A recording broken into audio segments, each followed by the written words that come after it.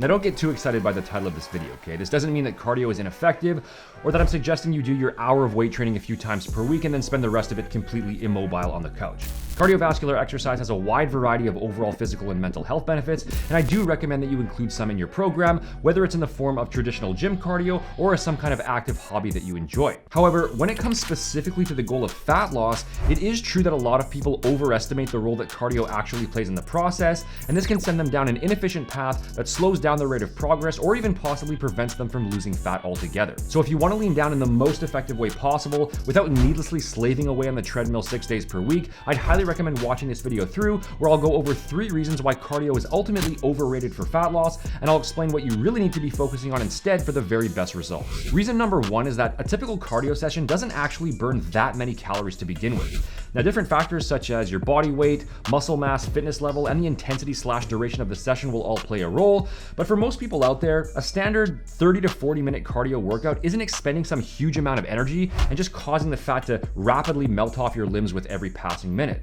For example, let's say you pedaled on the stationary bike 4 times a week and burned 400 calories per session. That would be 1,600 calories for the week, which would average out to 230 calories per day. Now, that's still a noteworthy amount and it definitely counts, but it's really not that much when you consider the time and effort investment involved and when you compare it to the calorie content of different food items you might be consuming. For example, 1 banana is about 120 calories right there, a chicken breast is maybe 130, 1 tablespoon of peanut butter is 100, 1 cup of cooked rice or pasta is a bit over 200, and 1 avocado is over 300, just to give some perspective. And keep in mind that that's for clean food items only.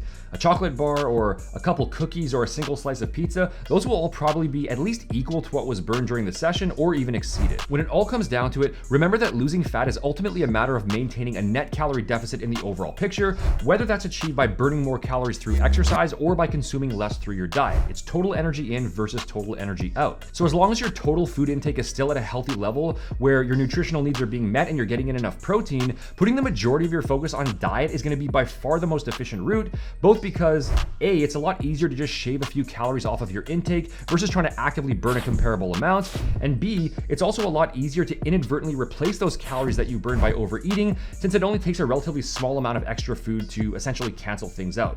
1 banana with some peanut butter on top could be enough on its own to match the energy expended from one of your cardio sessions when things are averaged out for the week as a whole. And if you're not tracking your intake precisely, then consuming a couple hundred additional calories is very easy to do without realizing it and can basically happen in the blink of an eye. The second reason why cardio is overrated for fat loss is because, on top of the fact that it doesn't burn that many calories during the session itself, the net amount actually shrinks even further when you factor in the compensatory effect that kicks in the hours after the workout is over. Keep in mind that the body is a very tightly regulated system and it's always seeking balance, okay? It doesn't want to be in a calorie deficit, and it's evolutionarily wired to perceive that deficit as meaning a lack of food availability. It has no idea that there's a freezer full of pepperoni Hot Pockets 10 feet away from you. So when you start expending even more calories while you're in that state, the body's going to make certain adjustments to offset things in order to conserve energy. And one of the main ways that it does that is through reductions in NEAT, which is short for non-exercise activity thermogenesis, and refers to all the small, mostly unconscious movements you make throughout the day, like walking, fidgeting, tapping, head movements, etc.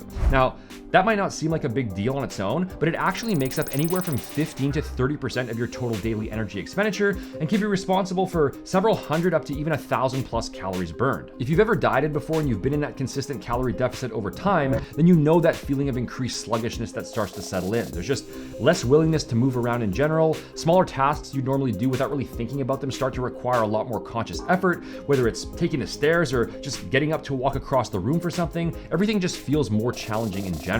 Now, I'm not necessarily saying that this reduction in movement is going to completely cancel out your cardio 100%, though it definitely could depending on the situation, but it will offset things to a certain degree to where that 400 calories you burn on the stair climber might dwindle down to 300 or 200 or possibly even less without you even realizing. If you're finding this information helpful so far, don't forget to hit the like button and subscribe to the channel to stay up to date on future videos. And lastly, reason number 3 why cardio is overrated is that along with those reductions in NEAT, the other way that your body will respond to that increased energy expenditure is by increasing your appetite further to motivate you to replace the energy that was lost. Now, this will affect each person a bit differently depending on various factors. Again, I'm not saying the appetite stimulation will totally cancel things out, but just keep in mind that the energy burned through exercise isn't just free calories that come with no consequences.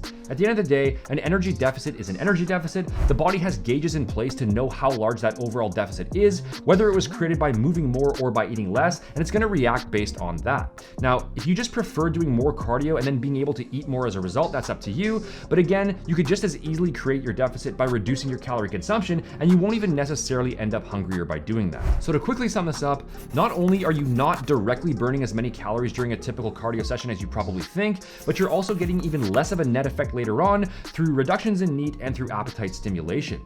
Usually the people who truly benefit from cardio to a significant degree in terms of fat loss are the ones who are performing very high volumes of it, and often where cardio is both a form of training and also an active hobby, whether it's cycling, sports, martial arts, or some other kind of high energy expenditure activity. If you're out there burning 800 plus calories every single day, then yeah, that's certainly going to add up to something much more significant, but that's not going to be applicable to the majority of the population. And even if you do ramp up to those higher cardio volumes, now you start creating an interference effect with your weight training sessions because of additional systemic fatigue, muscle damage, and possibly joint stress, to where you're now impeding recovery from your previous workouts and you're affecting performance on your upcoming ones. So if maximizing muscle retention during a cut, or potentially even gaining muscle at the same time is a goal for you, then you wouldn't want to be performing a ton of extra cardio anyway. It's definitely not going to kill your gains, but at a certain level, it can start having a negative effect. At the end of the day, implementing a successful fat loss phase is about striking the proper balance between diet, weight training, and cardio. As you've probably figured out by now, diet is going to be the most important factor by far at the top of that pyramid, because it allows you to create a calorie deficit with minimal time and energy investment. It's also the easiest area to screw up, which means you need to give it the most attention, not to mention that it can be pretty difficult to accurately track exactly how many calories you're burning through cardio, whereas tracking your calorie intake is going to be much more precise. Don't assume that the calories burned reading on your Apple Watch is accurate, because it can very often be way off base. After that, you need to make sure that your weight training plan is properly dialed in.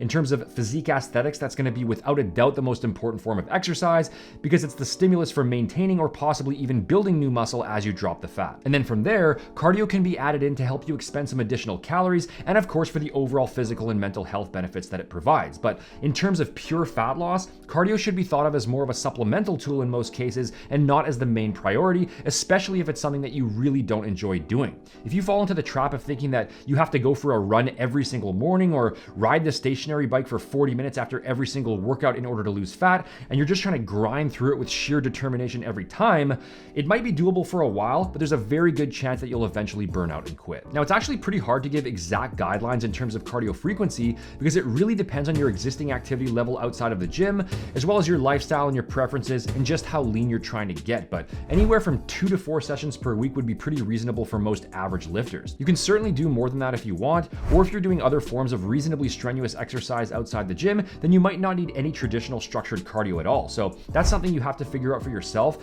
in terms of what's actually necessary for your goals and what is genuinely sustainable for you as an individual. And then one final point that I'd make here is that if you really are just focused in on the physique side of things right now, and you really hate traditional cardio that much, or you're just super busy in your current situation to where you don't want to prioritize it at the moment, ultimately that's your call, and technically you can create your calorie deficit just through dieting alone, and then maybe using walking as your main form of additional activity. That's still an option, and cardio technically isn't mandatory for fat loss. I still do recommend it. I don't think hypertrophy style weight training workouts and walking can replicate the benefits of more cardiovascularly challenging exercise on their own, but when it comes strictly to losing fat and gaining muscle, cardio is not a must. If you want some more help getting your overall fitness program onto the right track, whether your goal is to lose fat, gain muscle, or possibly do both, make sure to visit seannell.com/custom. Just fill out the short form on that page, and I'll send you back a free step-by-step training program based on your current condition and goals, along with an easy-to-follow nutrition plan as well. The link for that is in the description box.